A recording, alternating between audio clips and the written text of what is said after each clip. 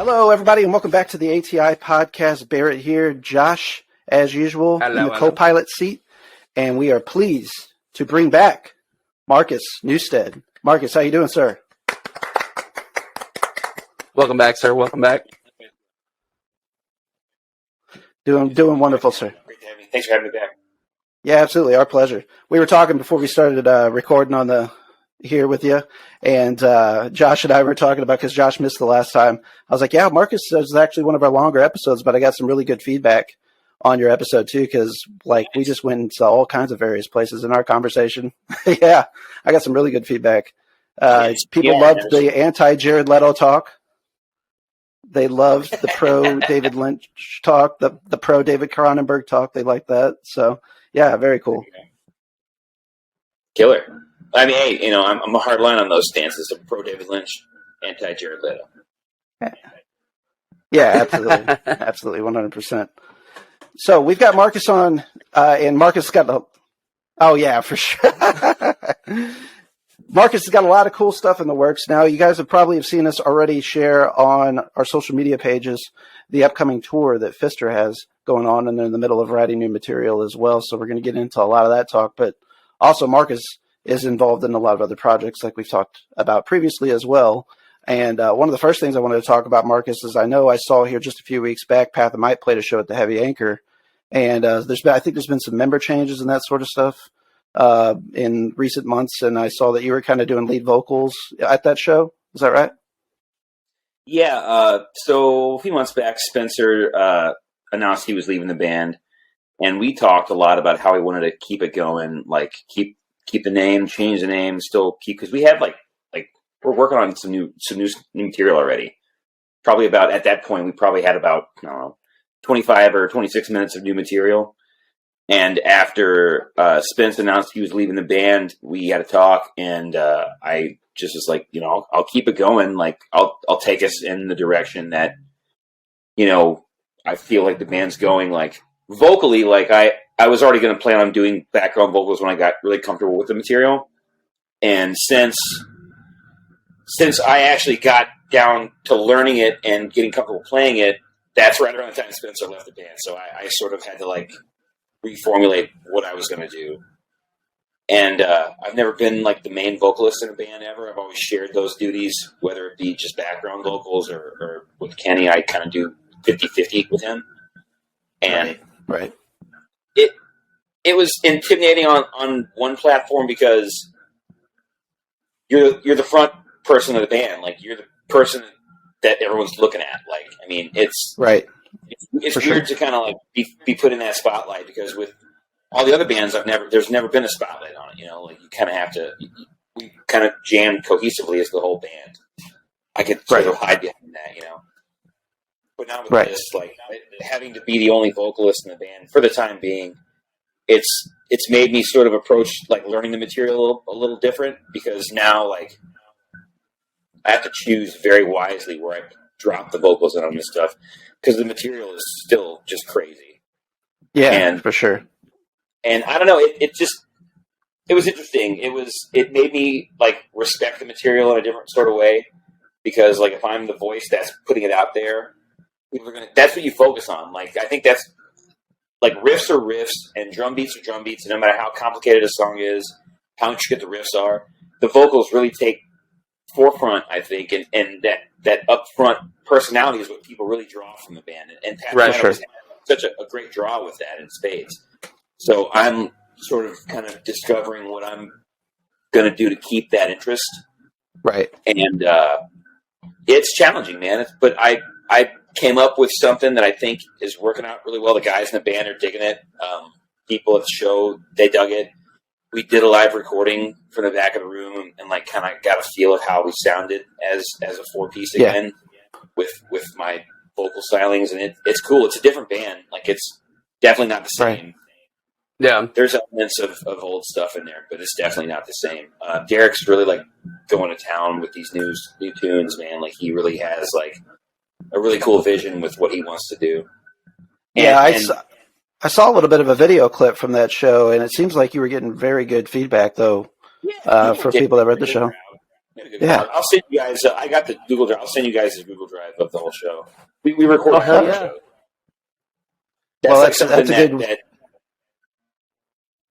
That's a good practice for sure, man. To do that, it's good practice for any band to get into. I mean, sometimes like you just want to know what you sounded like. Like you go through these trials of digging up hashtags and trying to search for the venue that you played at and whoever checked in and all that stuff. I like when bands make that readily available. I'm not a big hippie jam band guy, but I think that like should definitely come back. And a lot of bands that like we're all into have been doing that for years. Like ISIS was a big band like that. There's tons of ISIS bootleg tapes that I'm like super like fanboy deadhead kind of into. And I want to keep that tradition going. Like, I mean, everyone should hear. I mean, I think if it's worth the shit, put it out there. Like, do you think you played good? Like, sure. Right. Like, it might not be the best, but if it doesn't suck, like let it ride. This tour coming up, I definitely want to get some like back of the room recordings. I want to record some Ilsa sets too. Hell yeah. Well, it's beneficial too in a reflective sense too. As the ever evolving musician, you should always be looking at perfecting your craft and that sort of stuff. And that's the way I would have approached it anytime we were recording anything we did. And I'm sure that's the take you're taking too, is just looking for any modicum of improvement that you can do on your own, even if it's just stuff that you're noticing. Of course, yeah. Like I mean, I try to play, not something the same every night. Like I take that page out of Frank Zappa's book. And whereas, like, I might play it a little bit different every night, but the feel is kind of still there. Like it's rehearsed, but it's not like set in stone. And I like those like little differences and little like just little nuances. Like I try to make that. I mean, you'll never hear the same FISTER set twice. I don't think that's a possibility. Like unless we're on tour, and even on this tour coming up, we probably won't play the same set every night. We have like I think 3 or 4 different sets we're working on right now. That's cool. You bring at any moment, a wide variety of different sound, right? Oh yeah, it's like almost like 2 hours worth of shit that we could play on a drop of a hat. Like we're kind of looking at it like we used to do it all the time. We would like Kirk would be like, "Okay, what do you want to do tonight?" It's like shit. All right, man. What do we want to do tonight? We didn't have like samples or like training. Exactly. We were just like writing the set list like as we were doing it, and we're kind of going to get back to that. Like I would love to have more than one playable set because. Sure.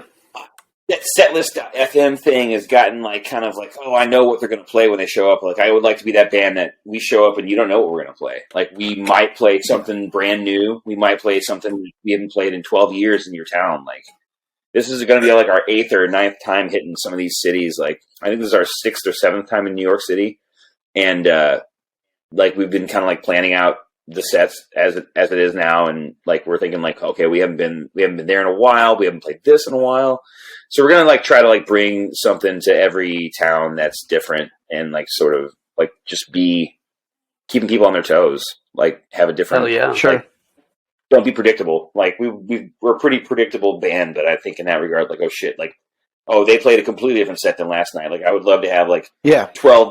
There's like 12 or 14 different songs I think we have like in the pocket, like ready to go. Yeah, and I would imagine, especially whenever you get there on the East Coast and some of those venues are close to each other, it's probably not out of the question that people will go to a string of shows. So actually, with you bringing that variety and different sets every night, you're bringing something a little bit different for those folks too, and making it even more worth their, following you around, if you will.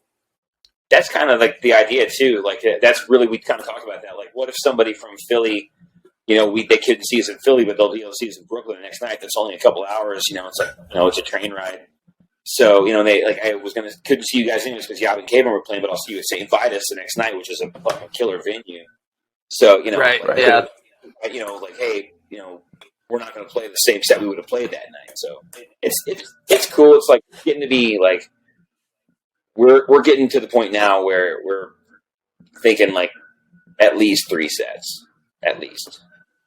Yeah, I think that's a pretty solid game plan without question. I know you guys. Have you guys played the Sanctuary in Detroit before? No, that's a new one on us. We usually played the Corktown Tavern, which is also in Hamtramck. No, the Corktown Tavern was in Corktown, I guess. It was like right at the edge of the city. And then we played this place called El Precinct back in the day. We played some dude's fucking garage one time. We played this place in Pontiac with Paul Bear one time.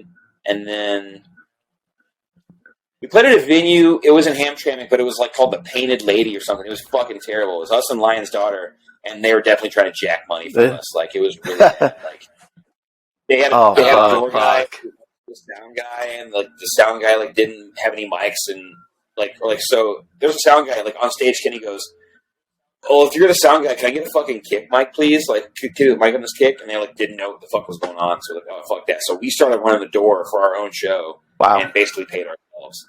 Wow. Yeah, they were trying to jack us. Yeah. Jeez, man.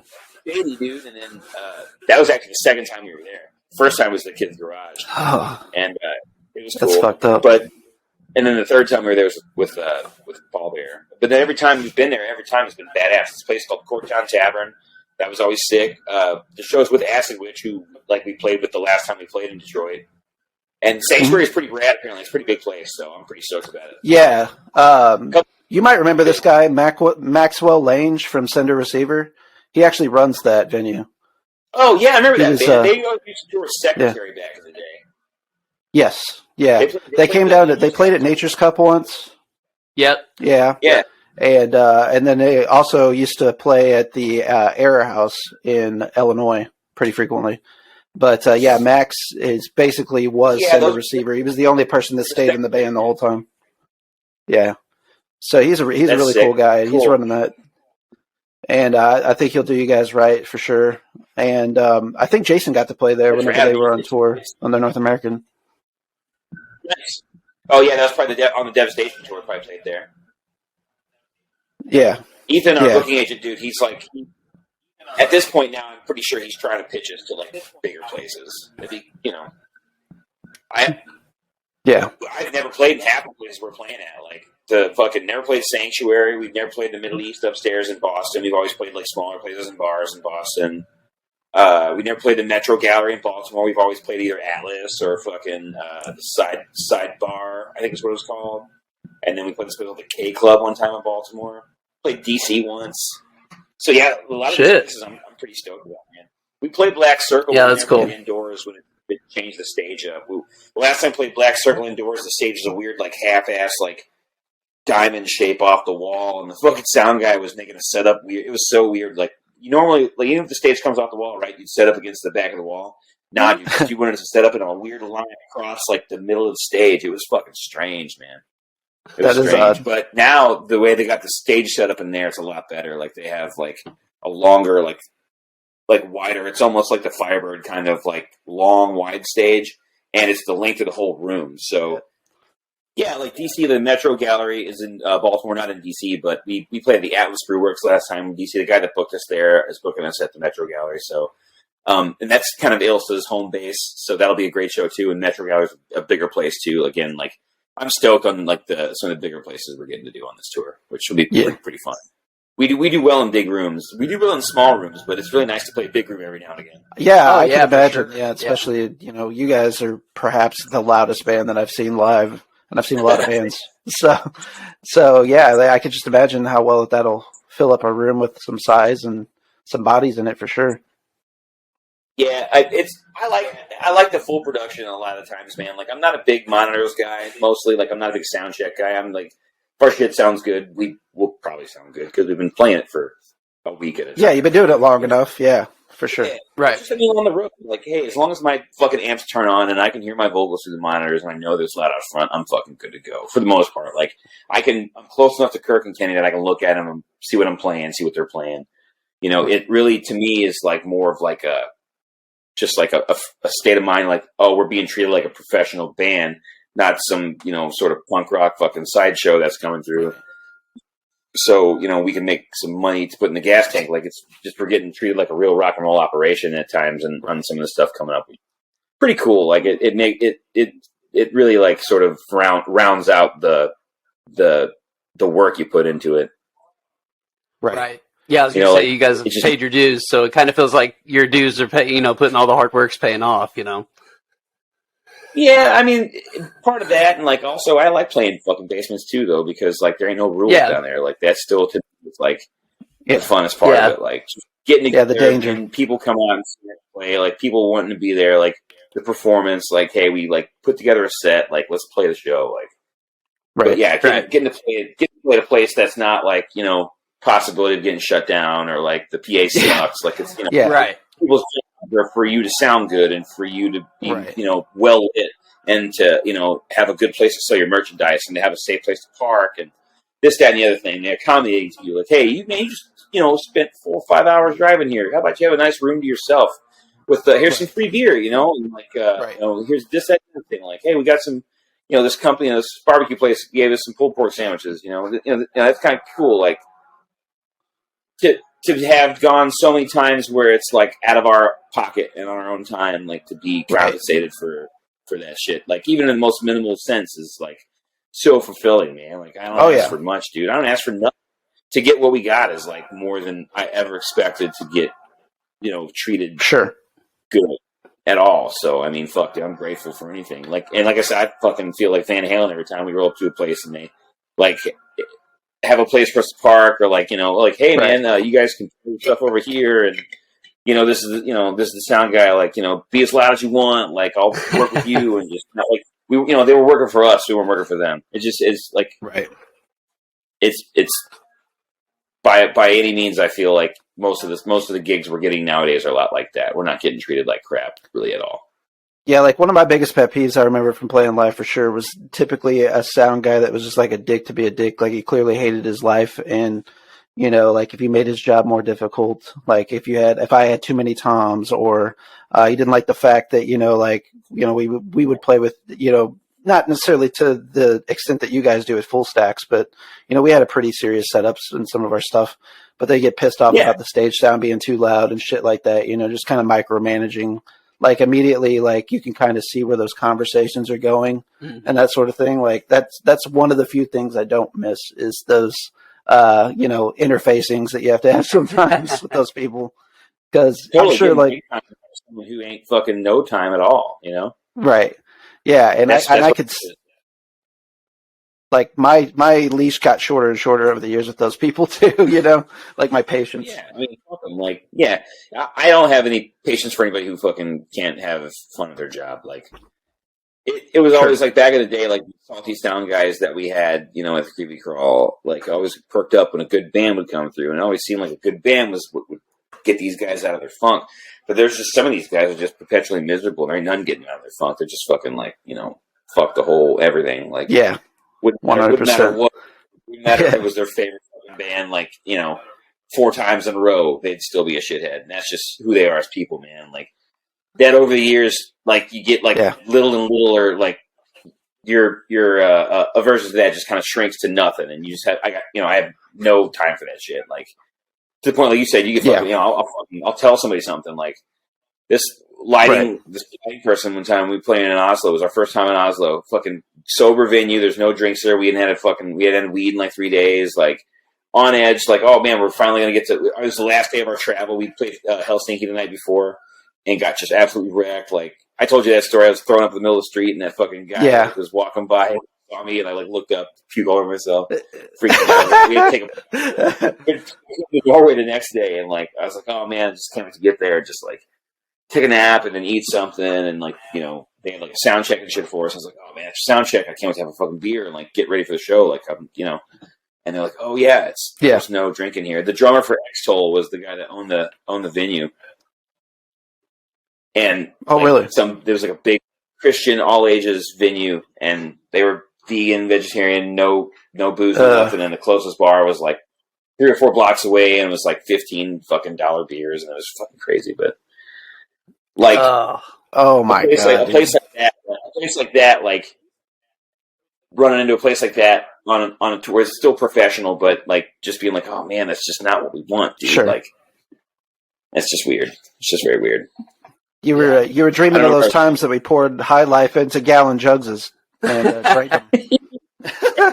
Tea bottles. Yeah, absolutely. Absolutely. They were desperate times for sure.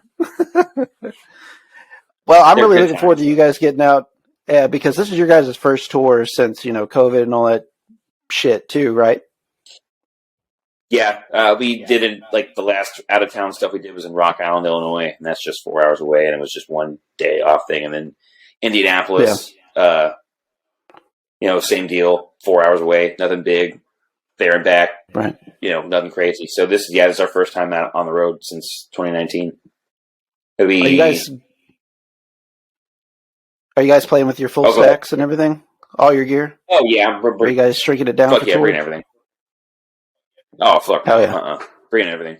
Loud and proud, baby. Loud and proud.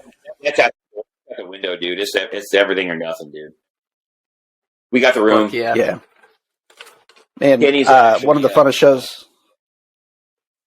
Go for it. One of the funnest shows, dude, I've ever been to still yet is the time I just so happened to be vacationing in Denver when you guys came through, and Brandon and I came out to see you guys at that bookstore, and you guys played. Yeah, you guys played with In the Company of Serpents and Chemists. I feel like there might have been another band. That was our first time in Denver. Really? Oh shit! Yeah, it was our first time in Denver. Yeah, that was our first West Coast tour. Like we just got back from Europe, like 3 or 4 months before that, and that was our first time in the West Coast in any of those cities. Yeah, dude, that's one of my favorite shows I've ever been to. Man, everybody killed it. It was just a great atmosphere. Oh fuck yeah, dude! In the Company of Serpents is like one of those bands that's like a regional band that like I think people are like Denver. Well, Denver's already blessed with like one of the best heavy music scenes, just regular music scenes in general. But the amount of like super fucking pro awesome heavy metal bands from that town is just sickening, dude. It's ridiculous. Like absolutely. You really can't like beat like Primitive Man. Vermin Womb, same members, fucking Chemists, fucking Oryx, dude, Cephalic Carnage is from there, like Wayfarer, fucking Black Curse, which also has guys from Chemists and Primitive Man, Blood Incantation, Spectral Voice, which I think is maybe one of the most slept on heavy of all time. Spectral Voice is like downright maybe some of the creepiest shit I've ever heard in my life. And then on top of it, there's farther from that. Like, it just goes on and on and on. Down in Colorado Springs, they got a scene. Like, that whole area is just insane. Yeah. Like, that was one of my favorite, dude. That whole area, that whole stretch of Broadway right there is just one of my favorite parts of the whole, like, United States because, aside from the Mutiny, right across the street's the High Dive, and then down the street, they got, like, the Three Kings Pub, and then there's just the weed store that Ethan from Primitive Man used to work at is down the street from there that we always go to. Like, it's just a little, like a mecca. Like, you can park there, walk, and like True Brewing is like really close to there too. Like, it's right down the street too. Yeah, it's sick. Man. It's a fucking sick part of town. Dude, True's awesome. Yeah, man. We want to get back. What did you think of that last Blood Incantation album? What's up?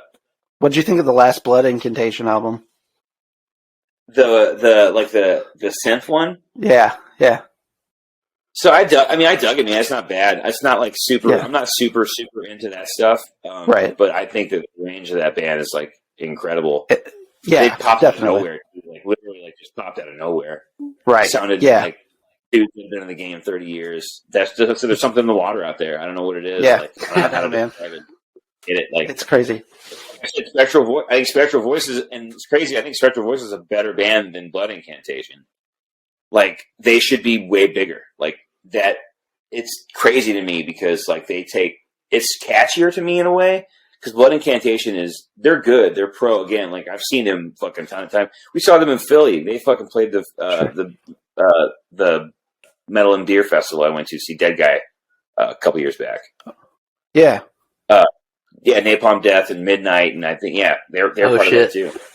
Yeah, hell yeah, and, yeah. Damn, that's a sick lineup. they're cool. Like I like when bands go in crazy directions though and do stuff like that. Like I applaud that for 100%. The courage alone that people were going to buy it. Like, oh yeah, right. I mean, even if half of their thousands of fucking fans bought it, like it's still a fucking +1 because like they tried something new and they didn't lose their ass on it, and people aren't going to judge them because they're probably never going to do this stuff live, and if they do, they'll intersperse it with their heavy like set that they already do. So I mean, I think that's a win for them either way. It's cool. I mean, what's the fucking harm? Yeah, I agree with you 100%. There was a lot of people that were off-put by it just because of the hard lane change. But I was surprised in a good way. I mean, to be that, I think is naive, though.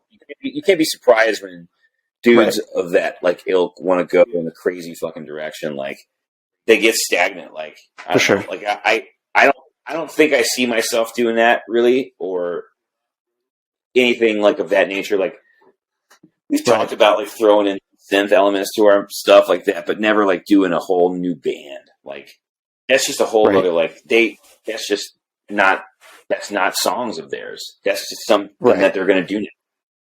You know, they're doing it for fun. Like they could probably do it live. I mean, they probably would get up there with all their all three of them have their keyboards and shit and make it sound rad as fuck, or all four of them or whatever. Like I want to say they're about to do that on this upcoming tour. I think they're like literally touring on that material. That's cool as fuck. I mean, that's awesome. Good for them. I mean, that's sick. They're not. I mean, it's the same people buying the record. That's my point. Is that it's the same people that are going to come out for that. Are going to be like their diehards, right? Yeah, it's the same people that are buying the record. The people that have the patience for them to do something different. You're really. I mean, you're going to draw people in that would already come to the show anyways. Right. The way I look at it, I mean, it's just kind of recent. It's like, hey, we can do whatever we want. We're this band. The people are like aligned to the band, not so much the sound. If that makes sense. No, I agree. Yeah, for sure. I think because bands change their sound all the time, and people still follow them. Like their shows are huge. Like they might not be like commercially popular, but their live shows will be huge. Like I just saw Jerry Cantrell the other night. Oh fuck yeah, dude! I mean, it was at the factory. The factory? Yeah, Thunder Pussy open. Yeah, I didn't get to see them. We got there a little later, but. I mean, fuck, dude. Like 3 songs in, he played Them Bones. Like, yeah. Dude, dig this, man. You know who sings for him? Wasn't it Greg? Yeah, Greg Puciato, and then Gil Cerrone plays drums for him. Yeah, I knew Gil was playing drums for him. It's like wild to me. I had no idea that they were part of that band because, like, halfway through the show, I was like, man, this guy up there is doing a really good fucking Alice in Chains, and he's got them tight harmonies, dude. And then later on, Ben showed was like, it's Greg Puciato. I was like, oh, what the fuck? Like, I have the Dillinger Escape Plans of this motherfucker. Like, that's so cool. Like, right. That's why Jerry Cantrell came upon those dudes to be part of his band too, which is pretty sick. That was a great show. We watched. Yeah, man, I forgot that was even coming up, and I would have liked to have seen it because I was raised on Alice in Chains, and even when Jerry Cantrell did his first solo album, my dad got that and like drove it into the ground. So I'm a huge Jerry Cantrell fan. Oh damn! He didn't waste any time, dude. The motherfucker laid down the hits like pretty quick. Nice. He had and as we walked out because we were leaving, we had free tickets, whatever. And we wouldn't come back in the city because there was a free show down at Platypus. We were gonna drop in and see. But as we were walking out, they played Man in a Box. Like I mean, they were just fucking doing all the hits. Like, yeah, it was definitely like that's really cool, man. Even if I would have paid for it, it would have been sick. Not for the $13 beers though. Fuck that. Yeah, I haven't seen the show there yet, but I've heard the beer prices. And Chesterfield's like one of the most like non-rock and roll places I think on the world. Right, for sure. Like could not be less like more of a non-rock and roll place in Missouri. Yeah, or I mean I don't know. And white. About that because I mean there's a lot of golf courses and shit out there. Like there's nothing rock and roll about Chesterfield, man. Like I didn't even sound like a rock and roll town. Like where are you guys gonna play? Chesterfield, Missouri. Like, we're playing at the Factory in Chesterfield, Missouri. Come on, dude. That's it's all exposed brick, beef, lighting, fucking $13 beer, like. Yeah, man. Ballpark prices. Like, am I going to watch a fucking Cardinals game? Right. Stadium prices. I don't feel like I'm don't feel ready to rock at this place whatsoever. Not to diss that place, like I'm never gonna play there, but like I don't know, man. Like Marcus, you ruined your chance just now. Get the business model, man, because like the kind of shows they have out there, they're just like people who don't go out and do stuff very often. So it's like, hey, I don't care that the fucking beers are $13, $14, or I'm paying like I got a margarita, it's $15. Like they don't care because they don't do it very often. I think it's for the casual music enjoyer. It's not for the hardcore. Right. It's like super clean and fucking hip and then like modern. It's just modern as fuck. They got like real seating. Like they have like these seats. They have seated area. I don't know if they probably shows, but holds 3,000 people and it sounds awesome. Yeah, I've driven past it right off of 44. It's like doesn't it have like a fucking Shake Shack next to it or some shit? Yeah, there's a top off. Yeah. It's like it's just in the middle of nowhere. It's in the middle of the fucking floodplain. Like, I was rock and roll fucker. Ain't no heavy metal parking lot going on in there because the fucking cops will jack you. Like, I mean, it's just like it's just one of those places where music is allowed to happen, and it's just not like I don't know. I won't ever pay to go out there. I hear you. Yeah, that makes sense. I can only patronize the establishment if my conveyance is, taken care of. Right. Let's put it that way. I can understand that totally. 100%. Yeah, I'd rather just go to the Sinkhole or go to Red Flag and pay $5 for a beer, which I think is extremely reasonable. It is what it is. If I'm gonna watch some rock and roll, like right. I'm not playing the show. If I just want to go out and see my friends play, like if I want to go watch a band that I dig that is coming through town, like I don't even like bands that would play out there. Like I'm not like stoked. Sure. I gotta go out to the Chesterfield and see so and so at the 3,000 cap venue. I just never. Yeah, they've got a few here and there. I wanted to go see Louis C.K. He did that joint a few months back. There's different things. Yeah. A comedian, I would gladly go out there and see that. That's different. Yeah. Comedian is something you're not up and rowdy and walking around and headbanging and moving and shit. Like you're sitting in a seat. It's a show being performed for you for the most part. Like there might be an element of improvisation to it, but it's very much so something that they do every night, and they have a routine, and it's a routine that they're going through. Like they're hitting bullet points. Right. You're sitting and you're enjoying a show. Like I don't want to be fucking like doing that, paying those kind of prices to see fucking. I mean, I love Jerry Cantrell and I love Alice in Chains, but I'm not going to drive. I live in the South City. Like that's so far from me. Like to do that, I'm not like I don't know. It's just weird and unsafe out there to me. I don't know. I feel unsafe out in Chesterfield. The danger is no longer the danger. In my fucking Jeep, at the old Rock House in Soulard. Different dude. I no shade to that place. So now I have a buddy who works there that. I think he told me like, hey man, if you want to come out, holler at me. And like I said, I just don't have the urge to pay to go out there. Right. I wouldn't pay to go out there. On my own time. And then once you start getting into like the ticket prices for a place like that too, it's absurd. Just beyond the concessions that you mentioned. Yeah, Cantrell was like $60, and God love him, but I'm not gonna. I love Jerry Cantrell, but I wouldn't pay $60 there to see it. Yeah, sure. Although Ben Bones was 3 songs in, so you definitely got what you. I mean, it was a quick hit, but if you're fucking into it, it's like fuck yeah, like you can't even pay for most of it. So it's cool. And it was awesome because I didn't know that was the dude from Dillinger Escape Plan at first. Yeah. Oh man, he's fucking killing it up there. Like, what the fuck? Like, he got a good dude to just be the singer for his band. Like, to harmonize with him on the Jerry Cantrell songs, and then Alice in Chains songs. He's taking it and running with it. Yeah. Doing it, and then I know. Fucking Ben shows up, and he's like, "Yeah, it's a great feature." I was like, "Oh god." I never saw him as somebody that would be singing those songs and like I would enjoy it. Not to say that like he couldn't have done it well. Like he's clearly one of the most talented rock singers in the last decade. Yeah, I mean he's extremely talented. Yeah, but man, Jerry Cantrell, badass guitar player, without question too, and huge early influence for me for sure, musically. I was a late comer on Alice in Chains. Aside from the radio stuff, like sure, like it took me like a long time, like to really like kind of get back into it. Same thing with like Soundgarden. Like I sort of rediscovered Soundgarden. Like I loved Soundgarden when I was like 10 years old. Like, right? Yeah, You know, yeah, it was the shit that you heard on the point, right? And it was like what I saw. I mean, I saw it on MTV. Like I saw Black Hole Sun coming out. Like I remember the video debuting on 120.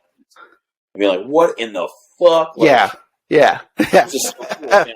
Just hearing it constantly on the radio, like you know. Yeah. So that but then it like left my mind for a long time, and I just like tried to claim as much new music as I saw it, and then rediscover them like 15 years ago, and still blows my mind to this day. Like I listen to Soundgarden demos for fun. Like I've gotten like into that part of it. Like I want to get into the creative process of how this band, like being an SST band and how they developed. Like I was just so intrigued with how they wrote songs and like kind of just I wanted to get into that mindset. So I've been like digging on the demos for them for a long time now.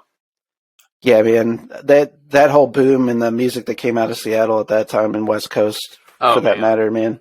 There's so many bands that were popular, but people don't really know their complete greatness because of either back catalog or early work or whatever the case is. Like I do think Soundgarden in particular is a band that's kind of a victim of that because with each release they were more and more successful from a record sales standpoint. More people heard their material, they got more commercial play, but like corporate sellouts. But I mean, they were always at their heart, man. Like I mean, shit, like. The first, Bad Motorfinger is a fucking like desert rock record. It is fantastic. Yeah, I love it. I love that record. I don't hear pop music in that at all. I mean, like Rusty Cage, because his voice is so, Robert Plant-esque. But I guess that's what they were kind of latched onto. But that's desert rock, dude. That's fucking 3-5-0 pentatonic shit. Like, hell yeah, with rock and roll spring. 100%. Like. So hey, I want to touch on a few other things too with you. Does Daybringer got anything going on worth reporting on? Playing Monday the 17th at the Sinkhole, which is hilarious to me because they're all death metal bands. Oh really? Yeah, it's like two death metal bands and one super heavy doom band called Chains to the Bottom of the Ocean. My buddy Nick Stix from Madison, Wisconsin was coming through, and he needed one of my bands to open for him, and Daybringer was the one that could do it. So. We stepped up for that. It's hilarious because like we're the most not death metal band on this show at all. Well, that might be the case, but you guys have some gnarly riffs and shit and parts to your music. I don't think it'll be that far of a stretch. It'll work. It's going to be just funny because the other guys in the band are like not into death metal or doom metal at all. It's hilarious. Sure. I'm the only guy that trying to get us into this one. So and like the flyer is so fucking evil, and it's like. See our name. It's so awesome. It brings a smile to my face for sure. Speaking of other guys in the band, John Clark, are you doing something new with John and Calvin? I thought I saw something on social media a few months ago about that. Yeah, working on something. Maybe we started it. It's like not like John's like kind of constantly writing stuff for it. John's the mastermind behind that, and me and Calvin are like the hirees on that. Like it's like he wants to do like sort of a botch, like hide your head kind of thing. It's cool. We got together once, and we got like a couple songs down, and John's got some demos, and we've got some stuff. Like I'm playing bass, and it's cool. Like we're not like super trying to move forward with it right now. At the moment, we're just kind of like letting things happen as they happen. Like I'm busy as fuck. John's busy. He's got kids, family. We hit that couple special weeks last summer where it like made total sense, and then it just kind of got shut down. And also, with life happens, as you guys know, and right. Sometimes people can't. How'd it feel to be back on the bass, man? Feels good. Throwback. Feels good. Like it's like riding a bike. I got a bass in my house. Like I pick it up every fucking day. Like. I never stop playing, it's always there. Yeah. I like doing it in something like this. I always wanted to do it in something like this, but I don't know when it'll ever materialize. I got solo stuff that I would like to record along the same vein. I'm going to try to fold that into this and kind of maybe move that forward, get that shit, done. Right. Yeah. Yeah. No, man, like it's a dream team for sure. Like, John's has like always been down to play that kind of stuff. He's never played heavy music like that. So to have like me and Calvin on board supporting that for him, like kind of just motivates him to writes some pretty cool, gnarly shit. Like he's got an ear for it. Got a definite knack for doing that kind of material for sure. Yeah, I'm really excited to hear that rhythm section of Marcus and Carvin. Yeah, once again, dude. I got some room demos that are tasty. Hell yeah, man! Yeah. Well, I count me first in line. Wanting to hear it whenever I'm full eggplant, so whenever you're ready. Yeah, I got a name and everything. I think it'll work out. Like John's got, we're thinking like 5 songs, 6 songs, maybe. Like record something with Gabe, get it out there. Something maybe comes through, we'll fucking play. Yeah. You know? Fuck yeah. Yeah. I saw that a few months ago too that you dusted the dust off, I guess, of PASTLIFETIGER, and you guys played. Did you guys play at Platypus a few months ago? Yeah. It's been like me and Walsh and Carvin and Tony for a while now too. Like, so like Walsh is kind of like an honorary member. Like, the band's always been me, Tony, and Carvin, but Walsh is definitely like part of the band now. We did a little, and that the idea behind that still kind of impromptu jamish. Yeah, there's nothing sort of stuff, right? Improvising. We do it day of. Yeah. It's easy to be in a band you don't have to practice.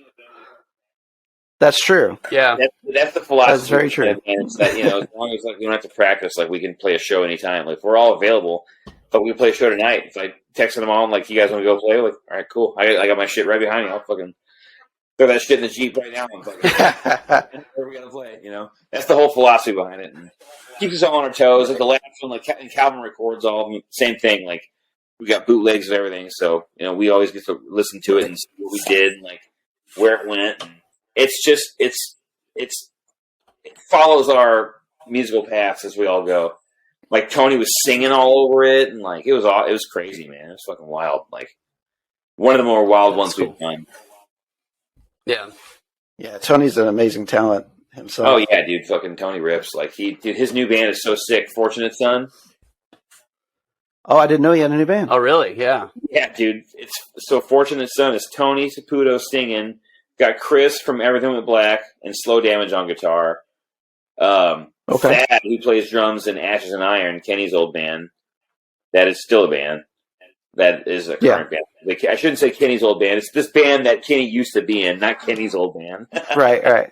Yeah. And Luca Toretta, who was a dude around town. He plays in Chandelier Swing and a couple other bands around town. Like it's a super group. Fucking mega nasty riffs. We're playing with them and Faux Hammer at Platypus on Cinco de Mayo. We're gonna do Violence front to back that night. Hell yeah. That's a perfect place for that. Yeah. Question. We haven't done that one in a long time too, and like since we wrote that like as a one like playable piece of music, we added 2 other songs to it to make it like a 7-part thing now. So it's like getting to be probably about 45 minutes long, I think, as a playable piece of music. So yeah. With as long as you guys have been a band now too, it's kind of, I know like a lot of this is happening for you guys because I see it shared or whatever, but you guys are coming across like a lot of anniversaries, like 10 years since this come out or, so is that kind of like, that's got to be surreal for you to see that first and foremost, but also at the same time, probably doesn't feel like it's been that long, right? No, totally. I feel like it's been like a fucking week and a half, man.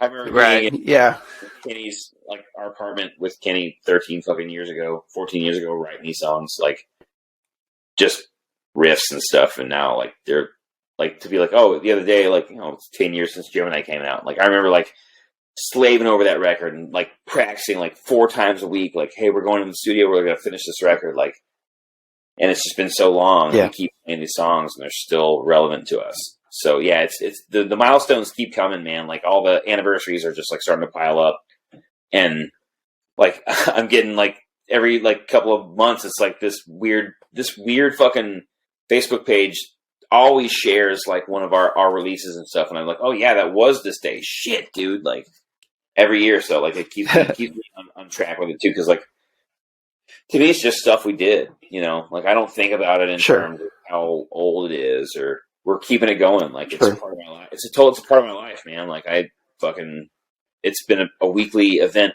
for my life for as long as I can remember now. I mean, it just feels right, normal. Like fucking Kirk's 50 fucking years old, man. Like, and we just practice. I know when you said that was hard for me to believe, but I knew he was older than you guys. Slamming this fucking drum kit, like look at that thing, like beautiful, like still slamming that fucking drum kit. I think he's doing pretty good.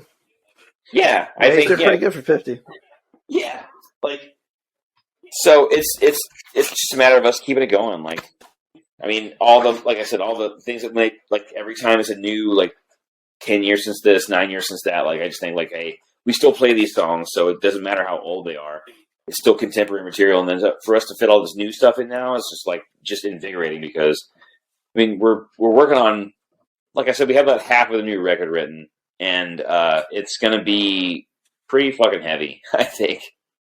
Like, the one song that we have prepared that we're going to be playing live down in Cape, little sneak preview, but we're gonna be playing it on tour too. It's a new song from the new record, and like it kind of illustrates like what we're trying to get across, and it's very Gemini-esque. Like, we thought about like kind of doing a sequel to Gemini, and like moving those themes forward, and that's not. I mean, we didn't really like plan on doing that, but it just kind of like happens. Like, hey, it's been 10 years. Like, why not like sort of revisit some of these themes?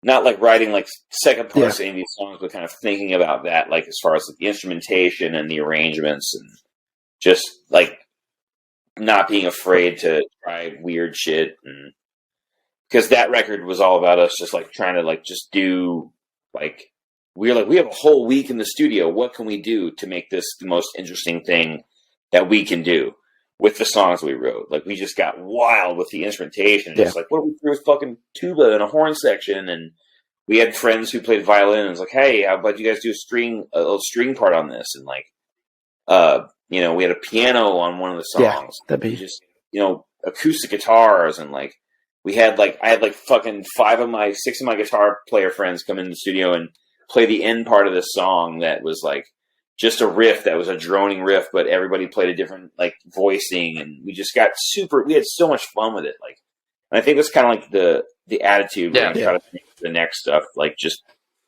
do as much as we can in the studio, but still make it sound like us, because whenever we play these songs live, you don't miss that. Like, we went for the home run, on the fucking record, and I think we still hit the fucking home run whenever we play it live, because even if there's not, a string section, the attitude and the fucking heaviness is still there. You're not fucking missing that. Like, it's like, oh god, there's too much sensory action going on that you're not missing those elements that are like layered on top of that. And the idea of the song is still there. Yeah. So you're still getting like what we're trying to get across to you, but performable by 3 guys and not a fucking orchestra or whatever, Right.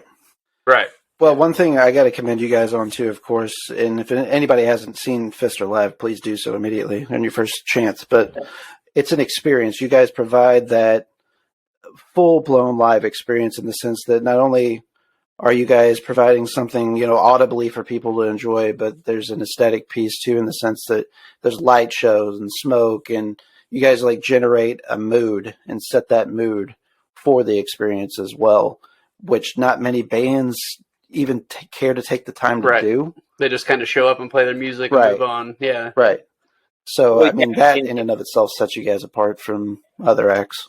I appreciate that, man. Like, we are all guys who enjoy a good show. I mean, a good song's a good song, but if I want to enjoy what I'm doing. Like, if I want to watch guys just sit there and play their instruments perfectly, I'll go watch fucking, Jazz at the Bistro or whatever, Right. It's rock and roll. I mean, right. Yeah. Right. I think that like a big part with like it's a fucking rock show, honey. What we do is to distract anybody. Like, I don't think we're distracting people or like trying to take away from what we do musically, or like try to like cheapen like our like try to trick people into like, oh, they're not playing this whatever. Like, no, man, it's to enhance it. Like, right. You go see something that's awesome. Like, why would you want to have more awesome shit on top of it? If it already sounds good, why can't it look good? Why can't it like appear good? Why can't you have a cool vibe as to what you're seeing? So that was a big part of why we started doing the lights and like the fog, like just making people dissociating people from this is a show. Like, hey man, we're in this bar, or we're in this fucking club or whatever. Like, but we're gonna make you fucking feel what we're gonna do for the next fucking 45 minutes, and that's always been what we've been trying to do. Like, it's you're not gonna like not fucking feel it if you don't come out and see us. Like, I think it would. I know at least this is something that crosses my mind, and I think about music that I played back in the day, what it translates to today, that sort of thing. With people's attention spans getting smaller and smaller, like, it's a big ask sometimes for people to come out to a live show anymore. Like, if you aren't providing something different as far as that experience is concerned, and it could seem like a little intimidating too, being a band like FISTER, where you do have long songs, or your music might be slow compared to other people's standards of like what a tempo of music is. But again, you guys are really you guys are playing like 3D chess while everybody else is playing checkers, I think, sometimes. Right. Yeah. That's like, the again, just the stage piece that we've already talked about. Yeah. I think that like the live element of any band should like make people want to keep coming and seeing them. I think if you can't perform what you're doing live, like, I mean, don't fucking, I mean, right. I get like record only music and stuff like that, but like if you're a heavy band, like rock and roll band, like if you can't do what you do live, then fucking don't do it. Like, I think I'd rather be absolutely. I'd rather be the band that you'd rather see live than listen to. I've always been like that. Like, recording is cool, and like Gabe's the man, like, and he makes our shit sound so fucking good.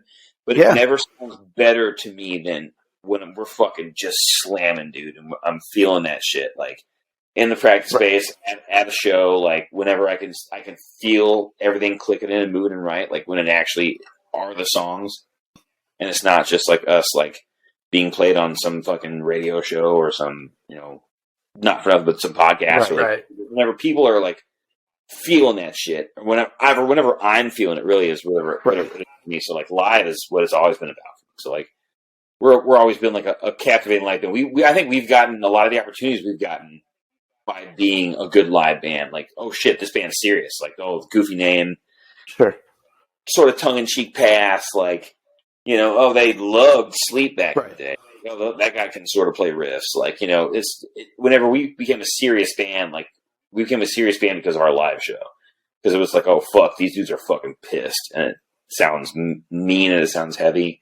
And that's what we've always tried to keep it that way. Like, we've never tried to soften that, like live, bite to anybody. Like, make someone fucking feel afraid a little bit. Like, oh shit, this band is fucking pissed off. That dude looks fucking crazy on stage. Like, seriously, whenever I play shows, the last time I just caught myself, I was just kind of like staring like off and like to nothing, just looking up at the ceiling to try to not to like think about what was going on, except for like counting to the next part, and then fucking the next riff came in. Like, I'll kind of like think about like, oh man, I must look like a fucking psychopath up there because I'm just not part of that. Like, it's weird, man. Like, your disassociation on some level, right? Yeah, like 1,000 miles there. Like, social anxiety a little bit. Like, I have a little bit of social anxiety. Like, sometimes I really want to talk to people. Sometimes I don't. Sometimes I like really want to interact with folk. Yeah, right. I just don't, man. Like, I'm a weird, like, sort of. Yeah, I understand. With being in a band and shit, and like having to deal with people, and like having it like be to get from point A to point B. Sometimes like I'm down, like I'm fucking way down, but sometimes I'm not down. Like, that's part of like the music. It's like I want to kind of separate myself just a little bit if I can. Like, it helps me like do one or the other. Like, if I can like just get the show going and fucking play and like play my parts right and make sure that what I'm playing is what they came to see, then all fucking, all bets are off. Like, I'm going to do that. And then when the show's over, I'm going to fucking be able to associate with people and be fucking social and happy and shit. Like, if that somehow gets obstructed in any way, I feel weird and like sort of like kind of shuts me down. But normally it doesn't happen. Like, very rarely does that happen. If like the ritual is broken in like a weird sort of like, I don't know, cultish way, like if the ritual doesn't go down the way it's supposed to, if I have gear trouble or like, that's what it is to me though. I care about it that much. Like, dude, I've like had full blown panic attacks on the road because my pedals weren't working, or like I had an amp cut out on me, or a cab wasn't like working, like, and the experience wasn't sure.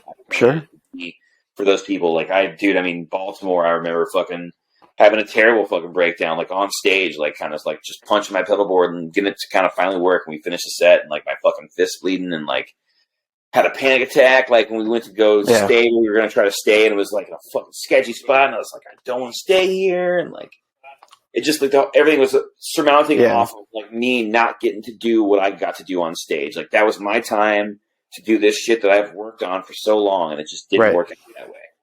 And you know that's real, and like that's so I understand like separating that from people in the crowd, or like people who know your band or know you. It's what I sacrifice most of my time to do, and if it doesn't go the way that I want it to go, fuck man, I'm gonna have a bad time. And there's just no other way to put it. There really isn't. Yeah, there's a couple things that you mentioned there that I want to hit on. Like, first and foremost, I've always kind of viewed like recording music. Don't get me wrong, there's people that are your Steely Dans, if you will, like the studio musicians.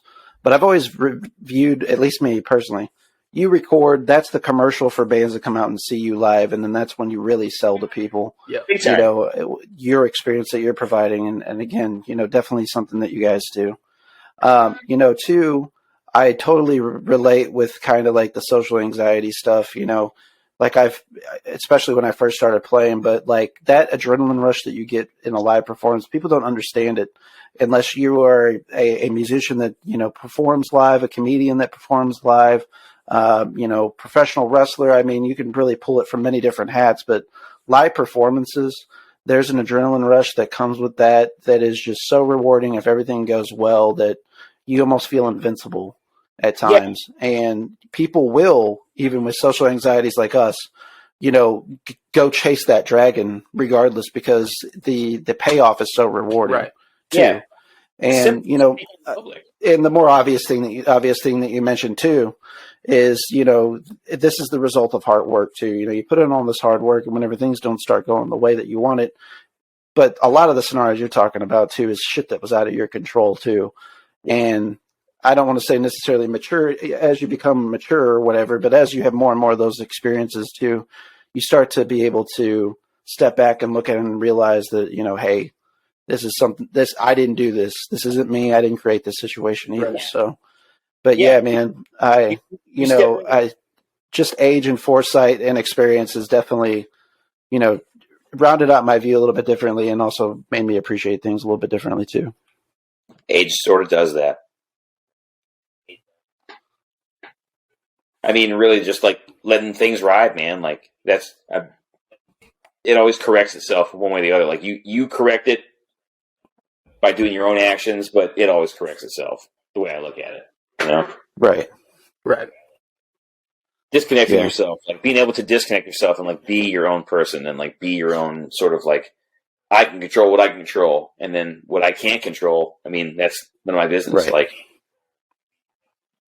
but it all comes back to like dissociation, and like being able to like distinguish what I'm doing is what I'm doing because I want to do it, not because they expect me to do it, because I want to do it. And then that's where like kind of like the compounded sort of like idea comes from for me is I'm out here doing this shit because I want to do it, but they might have an expectation, you know, and if their expectation isn't met, then I haven't done my job. Then it's all for naught.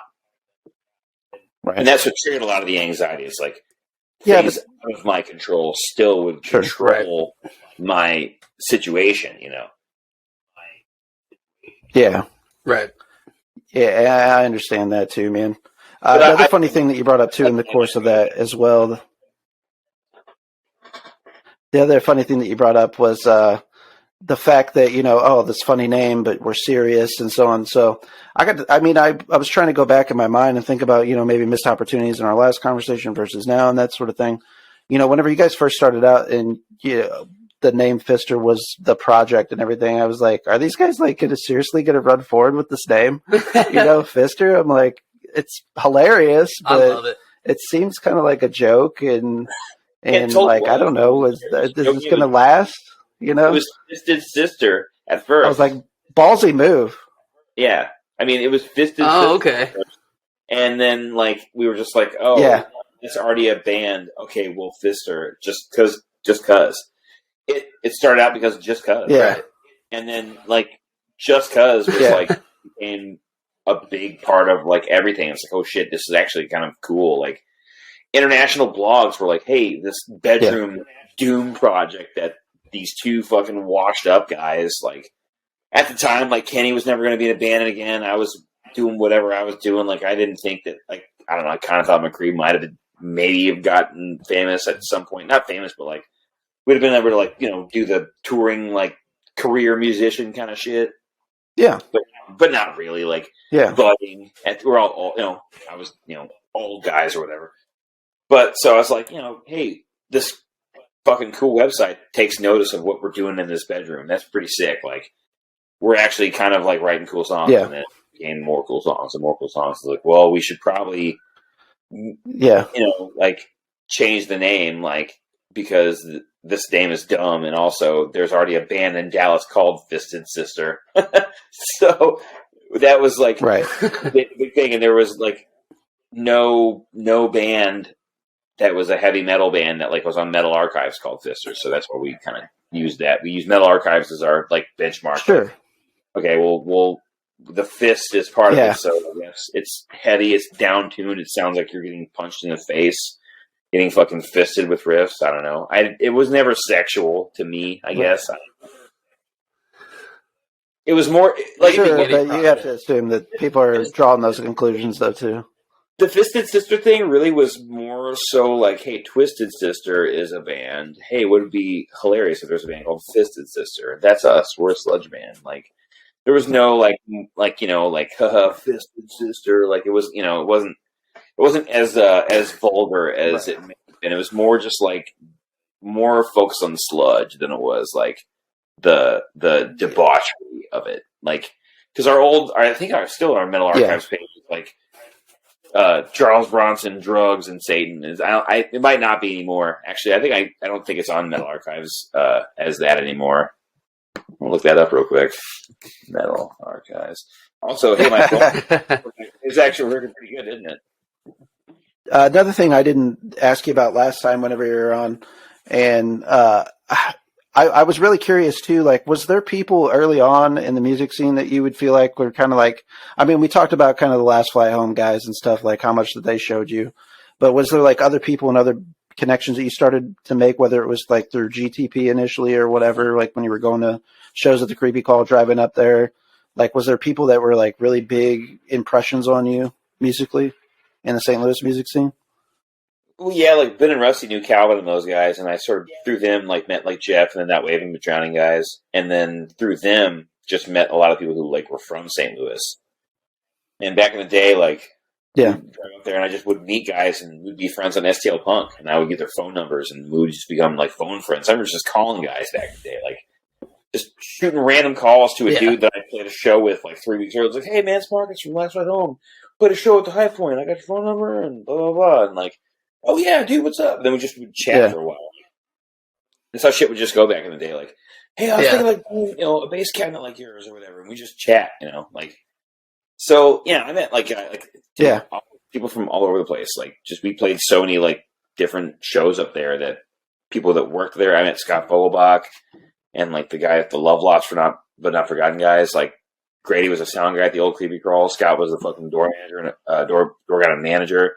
Bob Fancher, the fucking guy that owned the, you know, Red Flag, was the bartender.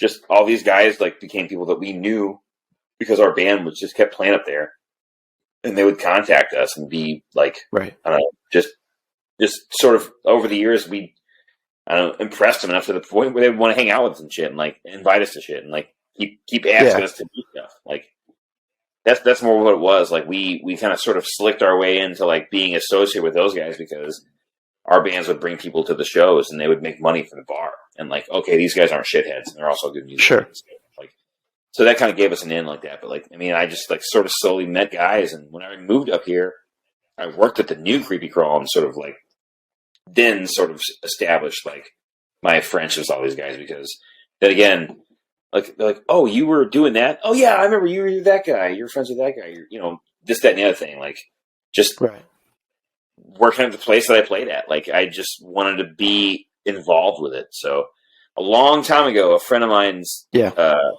Jake May from Ironton. Well, he's not from Ironton. He's from St. Louis, but he graduated with me. He was one of my best friends. He had this friend of his uncle's that was in the music business. She told me long time ago, I remember on the phone at my mom and dad's house, sitting on the couch. I was like a senior in high school, and she's like, if you want to get a job in the music business, or if you want to get ahead in the music business, what you need to do is befriend somebody who works at a club and then work for that club. And so when I moved up to St. Louis and started playing music with guys, I was like, well, I play at the Creepy Crawl all the time, and they need people like to work there. And I don't know, I just was a Domino's pizza delivery guy, man. I didn't have any fucking experience at a fucking rock and roll club. Like, I got to play guitar and bass in a band. Like, I didn't know what the fuck I was doing. Like, hey, I'll be the bouncer at your fucking club. I'll be security at the club. And they just hired me. And from there, that's how I met those guys. Like, just work, like, asking to work at the fucking, like, Mike Judy got me the job because he was in the band with me. He's like, hey, they need guys who can work the door and who can work security and, like, check IDs. And if you got to throw somebody out, you got to throw somebody out. So, like, I got in a couple fights. It was pretty cool. Yeah. Like, yeah. One of the most savage beatings I've ever gotten in my entire life was at a Suicide Silence show, if you can believe that. That was the first game in St. Louis. I can and I can't. There was some crew of dudes who were like following him around, like, that did not like the people that came out to those shows, and I got just walloped on by some hardcore dude. But that same dude came back to a show maybe 3 weeks later because that band Whitechapel played at the new Creepy Crawl. And I got my revenge by grabbing that dude by the fucking cuff of his shirt and beating the fuck out of him out on Washington Street, like, into the street. It was great. I got my redemption. I grew up pretty fucking hell yeah. I threw a dude. I actually threw a dude out the door one time. Like, it was like I learned how to be a dickhead. Yeah, comically. Yeah, dude, very comically. Yeah, and then we would drink Dollar Jameson and fucking Dollar Bush at the bar. Like, Kenny was a manager. Fucking, oh man, like all the guys that I work with and knew. Like, we were all like, it was the Creepy Crawl was just. The new Creepy Crawl was not what the old place was. It was like the dying, like, bloated, ready to explode whale carcass of like what the old Creepy Crawl was. The old one was something else, though, man. Like, I only caught a couple shows there, but it was quite different. Great, but like, it's just the spirit didn't really pass off. It was a very very passive and very angry, just sort of mean spirited like kind of mood at the new Creepy Crawl. And when I joined that staff, it just kind of carried over, and I learned how to like hate everything. That terrible local bands. Like, we thought we had bad local bands down south, dog. I saw about 9,000 terrible local bands at the new Creepy Crawl. It was not fun. I could imagine, yeah. What was the name of that one band that we seen when the Chariot played with Sky Eater playing? That was really weird. Remember, they were like a hair metal band, and I couldn't tell you, dude. Oh, it was terrible. Yeah, I can remember. I remember working at I've seen some pretty crazy shows there. That was a wild show, yeah. Dude, that was absolutely terrible. Like, I remember working. Well, so that show, they actually had extra security because like there was the indoor and the outdoor for the bands. Like, there was like the load in room and then the load out room. And I remember I worked the door, from the back of the stage to the load out room. And dude, I just remember like so many sketchy dudes like trying to come in and out of that fucking outdoor for that show specifically. Like, they had some drug dealers coming in and out of that motherfucking place too. It was bad. I believe that for sure. Yeah, that was one of the more wild shows I'd been to for sure. And I think I saw like Impending Doom or somebody else there. I saw 2 or 3 different shows there. Yeah. But it seemed like it didn't last very long, the second version of the Creepy Crawl. Yeah, it was short-lived, felt like. Yeah. Very short-lived. Like, I moved up in 2007, and it was already a thing. Like, it like moved over in like late 2006 maybe. And then whenever I moved there, it was dead by the end of 2007. Like, it was like I worked there for like fucking 5 months before it closed. Yeah. And I was going to say, I would have guessed maybe like 18 months max. I did get to see High on Fire there, though. Oh shit! That'd Damn. been sweet. Yeah, it was High on there Fire for sure. 8 years, Intronaut, and A Life Once Lost. Damn, Ooh. that is a lineup for sure. So apparently, Yeah. the guy. So Matt Pike knows Jeremy Barber, this tattoo guy from St. Louis, and Brent from Macedon was in town because he tattooed him, and he was there as well. And it was a Sunday night, so after that we did a Satanic Sunday Slaughter. Kenny did. That was his old thing at the Creepy Crawl, and it was just a wild fucking night, man. Like just like random, like dude. They got him. It was an off day on the tour, and they got like some kind of crazy deal for them. Like got the whole package for like $1,500 or something. Like back in 2007. Oh shit! Jeez. 2008 maybe. It might have been 2008. But yeah, it was it was High on Fire, Saviors, A Life Once Lost, and Intronaut. It was fucking nuts. It was like one of the most like brutal fucking shows I ever saw. I was working that night. I got paid to be there that night. That's incredible, shit, dude. Yeah, that would be the best part of the experience is just being able to see the shows and work them. You know what I mean? Yeah, but you also don't get to enjoy them sometimes as well as you should. Yeah. Yeah. A Life Once Lost, that's one band I wish I would have caught at some point, and I never did. Brad Sexton actually got the lead singer of the band to record vocals on one of his singles. I don't know if he's released it for mass consumption yet. But oh, shit. Yeah, he sent it to me end of last summer, the demo. Yeah, and it's fucking good as shit. Damn. I don't know why he hasn't put it out yet. Really? If he hasn't, but it's incredible. It's pretty fucking great, dude. Like, Brad's a sick musician, as you know, anyways. Yeah. He's insane. He can do everything. Looking really rad. Yeah. All good. Oh, man. I'm knocking him down over here, too. I'm hitting it heavy with my Dr. Pepper over here, boys. Yeah, Dr. Pepper and that Grizzly Chew. Yeah. Oh, yeah, you get a head rush from that. You can. Especially that wacky tobacco. Yes, sir. I freak with that. Dude, I don't know what the videos were right now, but I have this weird Nickelodeon vape that I got from the shop. It's like a 2 gram vape. It's pretty sick. Yeah, I like these lower dosed vapes, like affordable vapes they got going around. Like the 0.3 grams, the 0.2 grams, like the 0.5 grams. Like I'm about that. If I can save a little money, you know what I mean? Just get me buying. Pick it up on the fly, like if you got somewhere to go or something, you know? Yeah, dude, I quickly learned my lesson. I stopped buying like the actual, like the replaceable cartridge ones. Yeah. Because like within 6 months, some of these fucking companies aren't even in existence anymore. Right. So you're better off just like getting the disposables to have a backup. Actually, the same. Yeah. Right. And I'm more of a flower guy anyways. I just get the vapes for like, discretion and convenience. Yeah.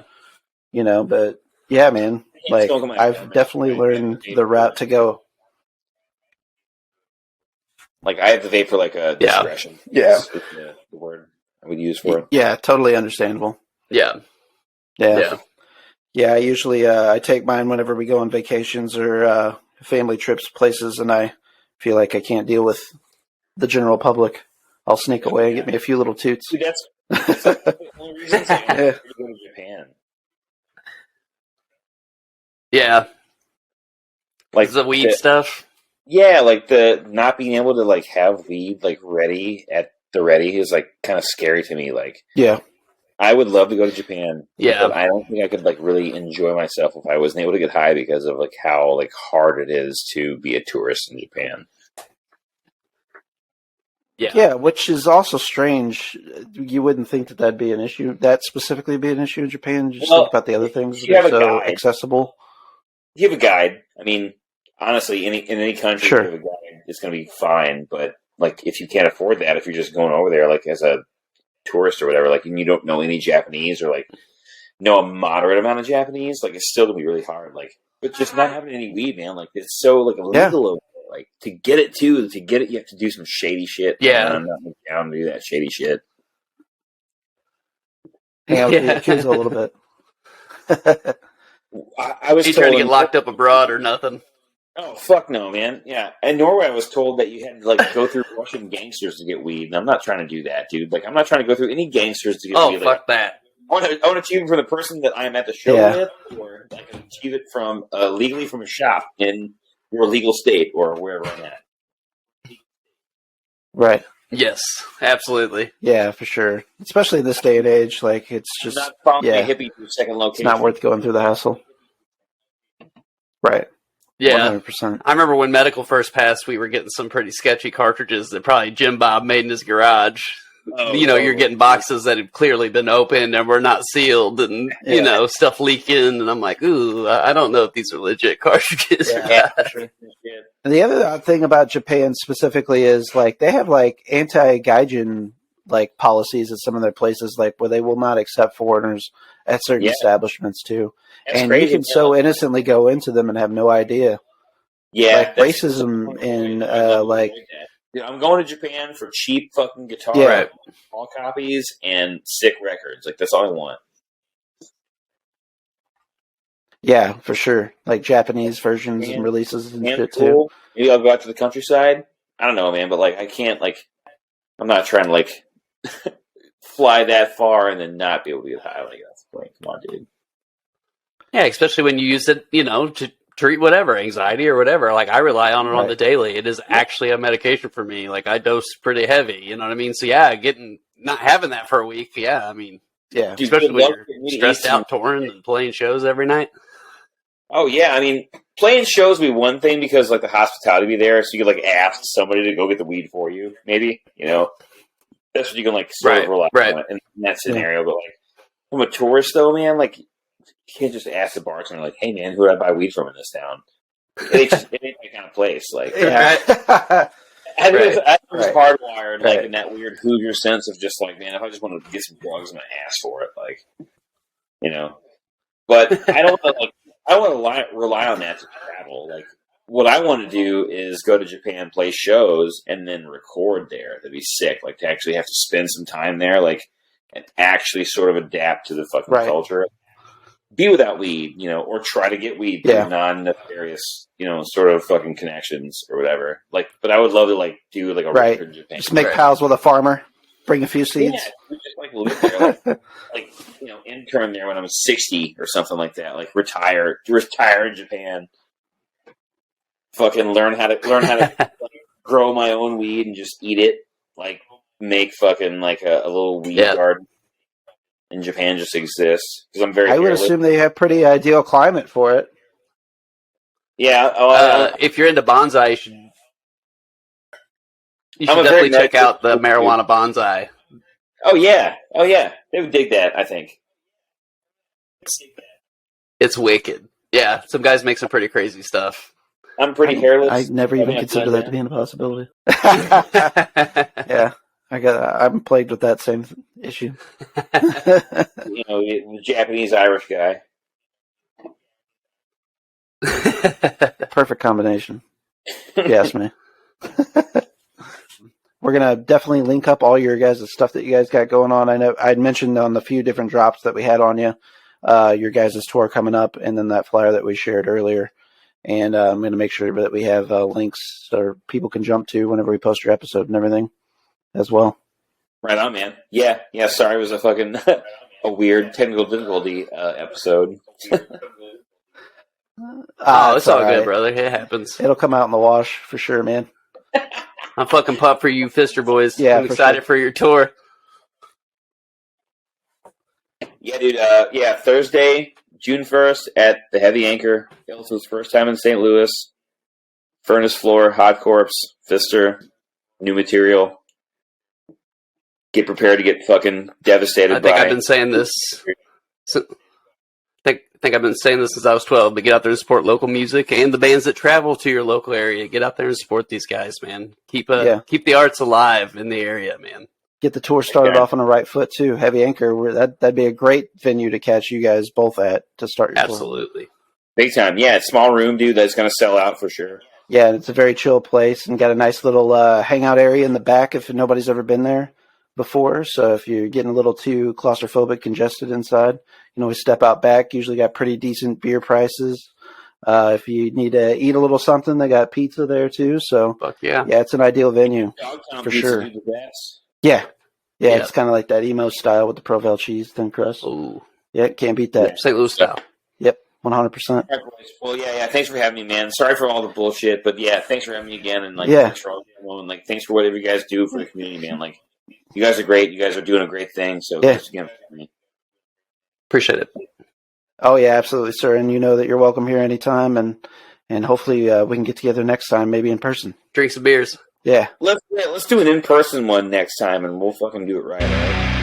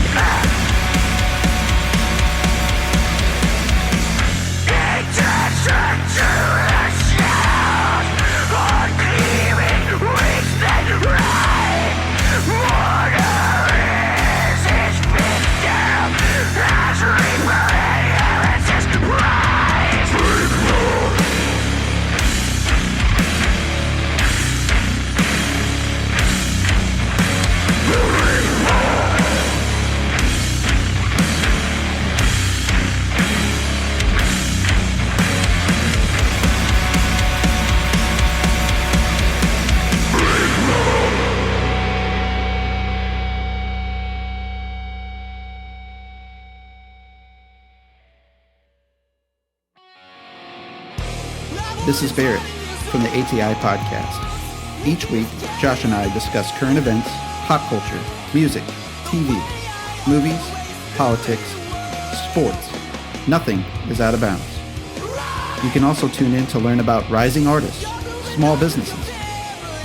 Whether it's music, graphic design, filmmaking, or even a brick-and-mortar mom-and-pop shop, we will be spotlighting folks and their endeavors. Listen to us on Spotify, Apple Podcasts, Google Podcasts, Amazon Music, Anchor, or anywhere you enjoy your podcasts. Just search ATI Podcast. We would like to thank you for your continued support, and as always, please stay safe out there.